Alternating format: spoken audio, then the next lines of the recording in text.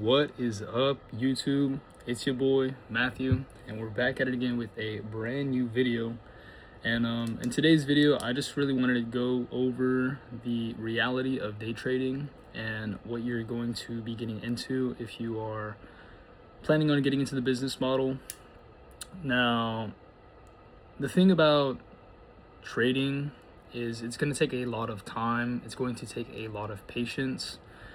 And you have to be very, very disciplined in this field.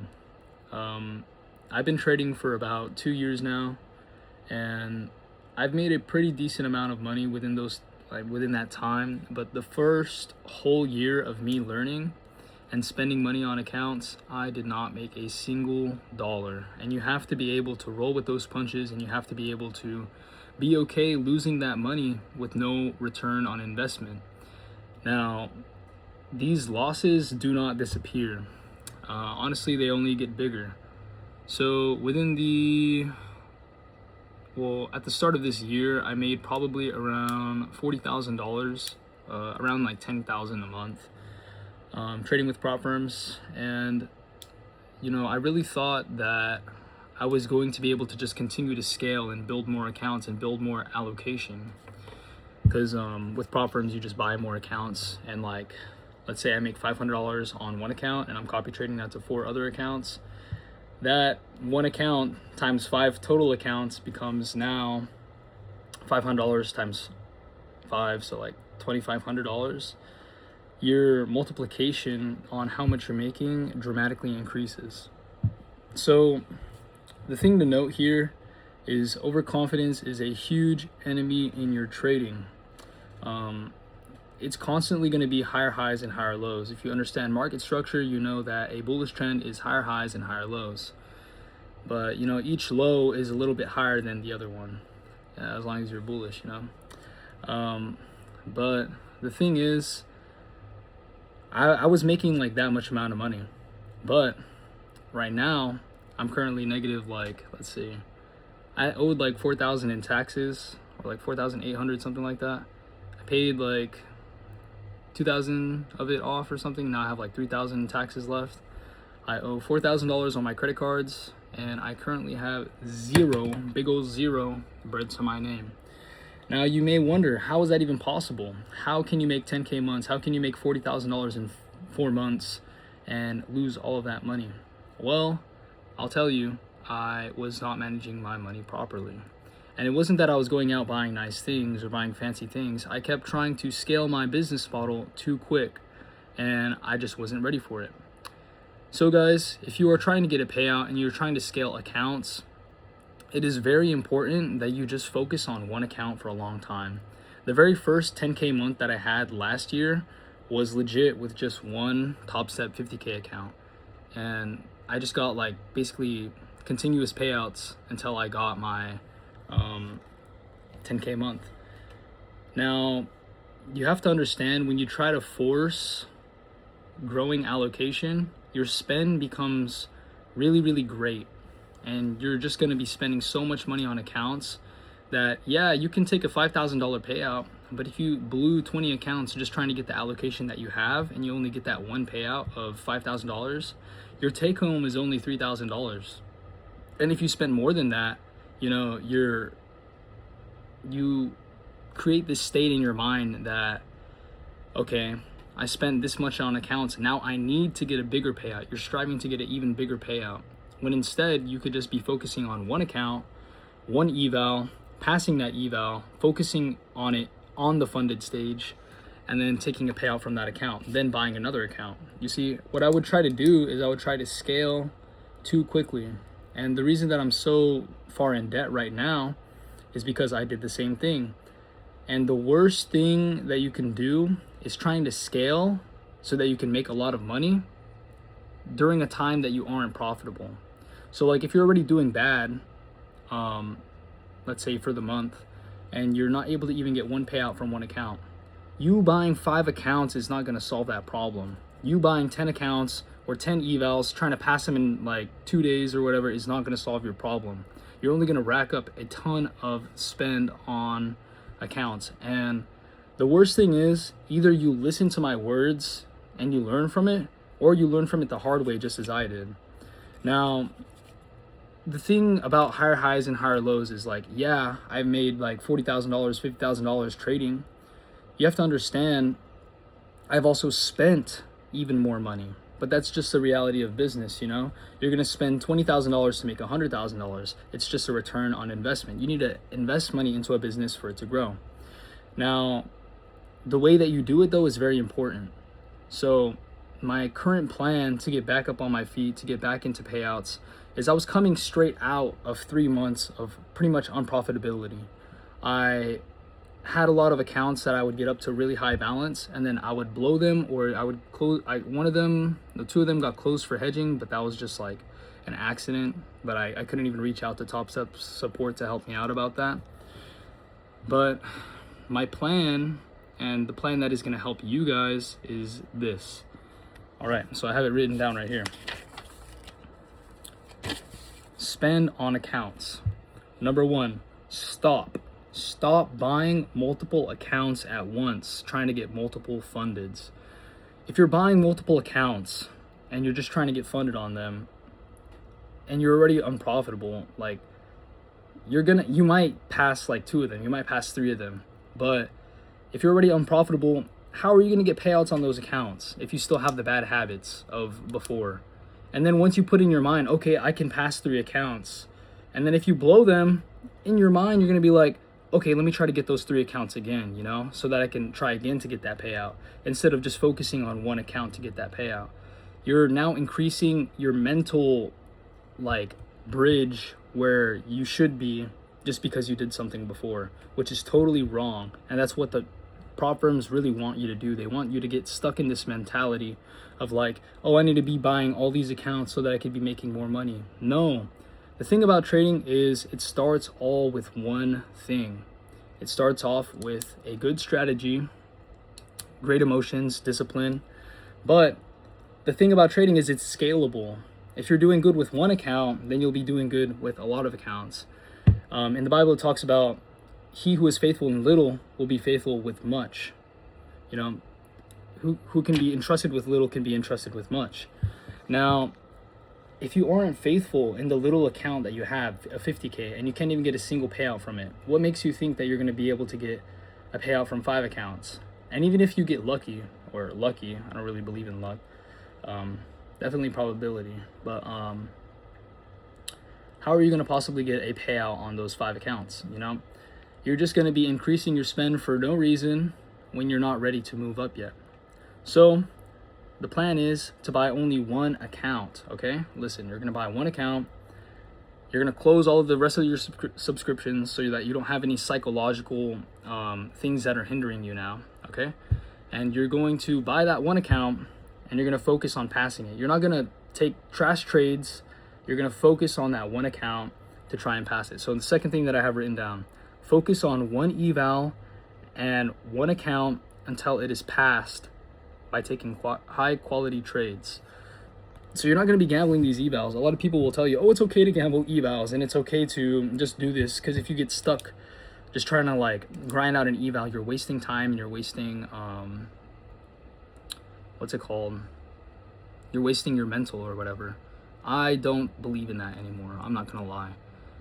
Yeah, being a little bit more lenient with your trades is totally fine just because it's an eval, but it doesn't mean that you should start taking lower quality setups. You should always be taking high quality setups on your eval and on your funded, because those trades that you take on your on your eval are going to reflect on your funded. Like if you're just trying to like gamble to pass an account, that behavior can easily replicate onto your funded, especially if you're a newer trader that isn't disciplined. So focus on one account and one eval. Don't buy any more, okay? So once you get that account, you're gonna try to pass it, right? And you're gonna take smart trades, high quality trades. Now, once you're on that funded stage, you're gonna do the exact same thing. You're gonna be taking high quality trades until you can get that payout. Then after that payout, you're gonna buy one more account. But the thing is, you should never trade both of these accounts on the same day. One of the habits that I built was I would pass an account, right? I get a payout from it. I'd be like, okay, I'll take this money from the payout so that I can start building more allocation. So I'll trade this eval too. If you trade the eval and the funded on the same day, you're gonna build a habit to where okay, if I take a loss on my funded, I can just trade my eval. And then you take another loss. Now you have a loss on both accounts. Let's say you blow your funded or you blow an eval. It's gonna reflect on both sides. You're gonna think that, oh, just because I have another account to trade, I have more drawdown, I have more chances at trading, and that is wrong. You need to just be trading your accounts separately and building them separately based on the market conditions.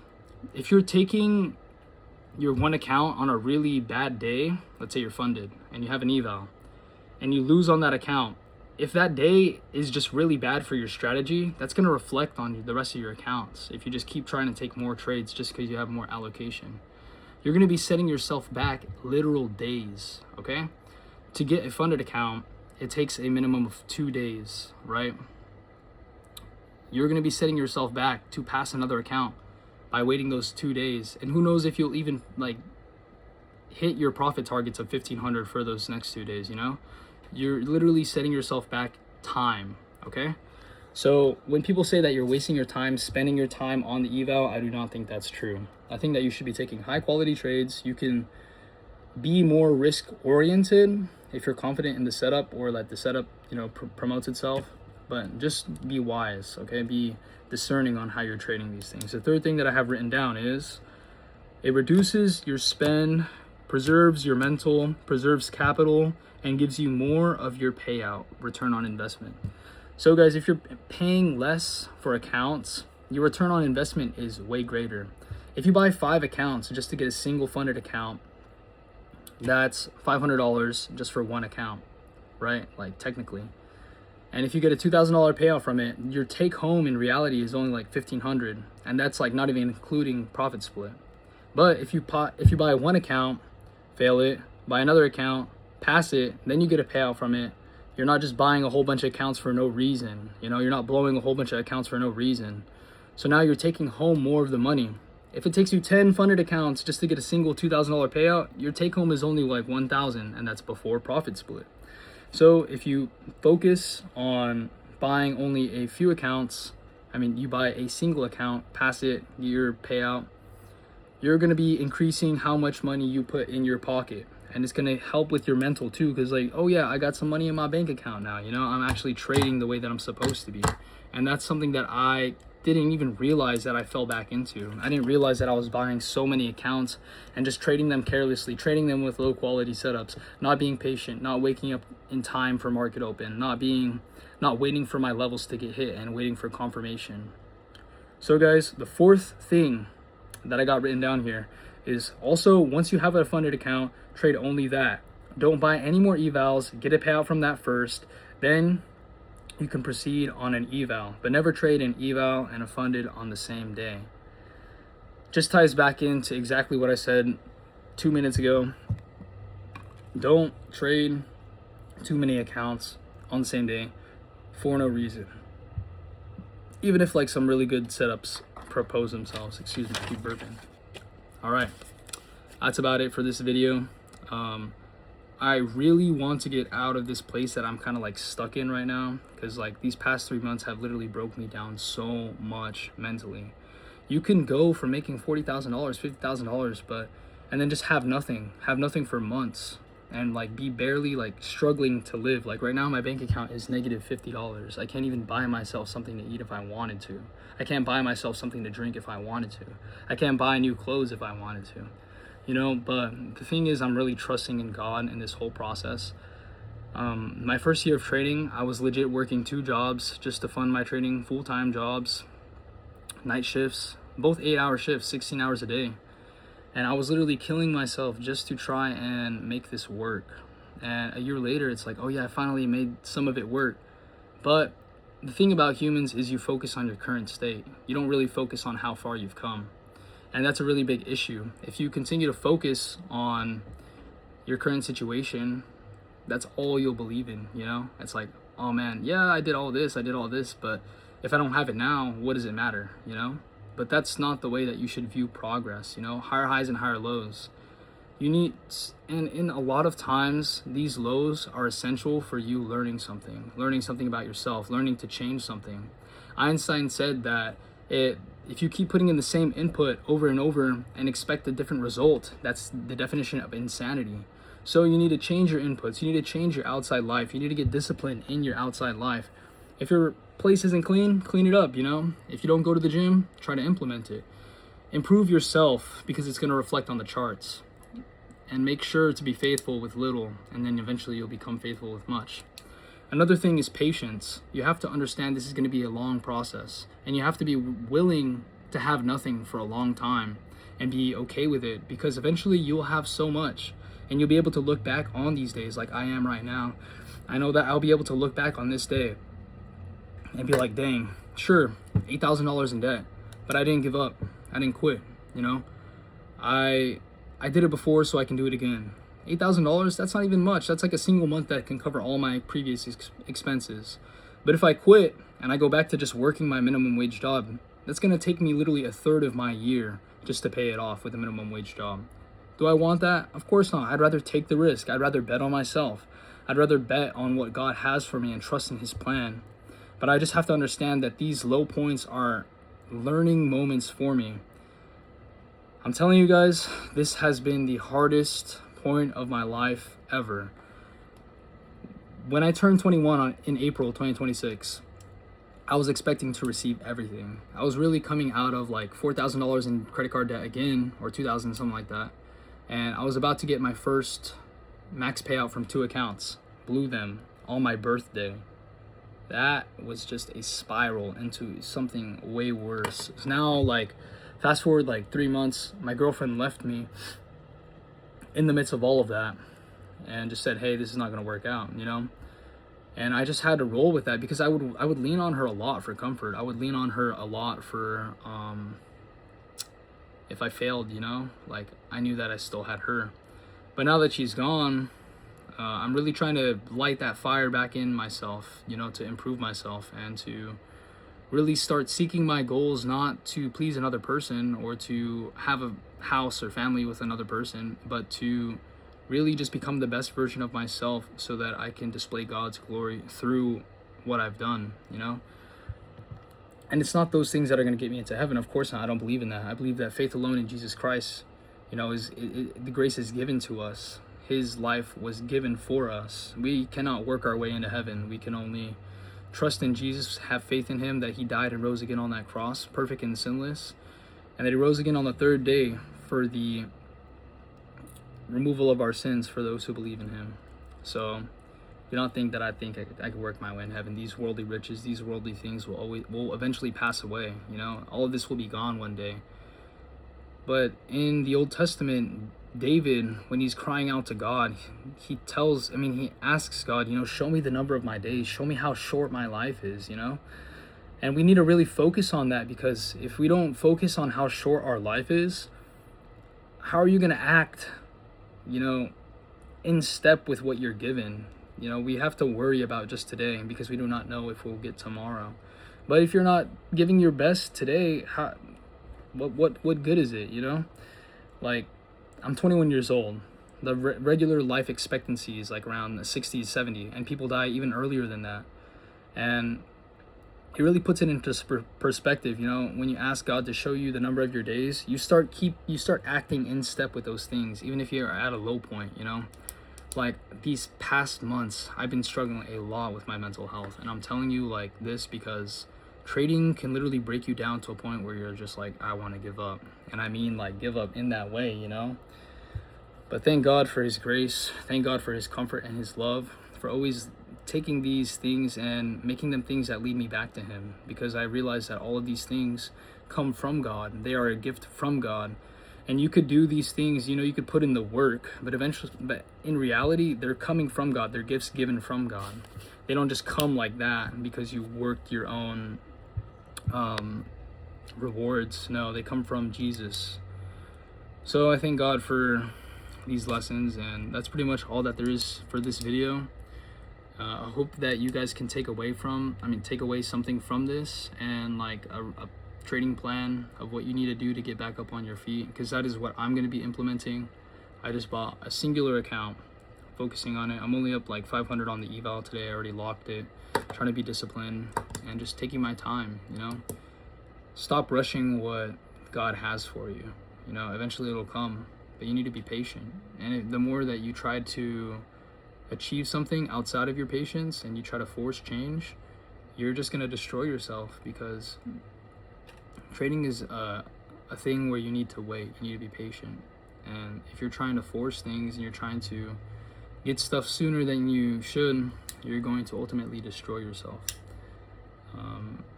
Yeah, that's it. Adios.